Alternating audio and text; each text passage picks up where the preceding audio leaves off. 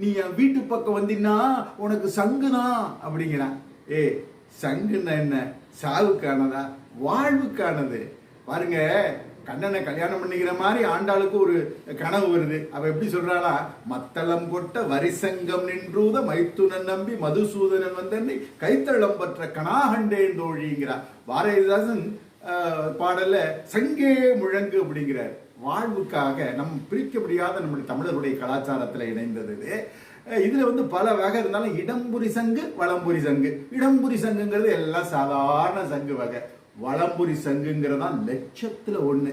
அதை எப்படி கண்டுபிடிக்கிறது எனக்கு தெரியாது. தலைமுறையா நம்ம கிட்ட இருக்கிற இந்த சங்கனுடைய சிறப்பை சொல்லுவாங்க. இது இருந்துச்சுன்னா காசு பணம் அது இது, அதெல்லாம் எனக்கு தெரியாது.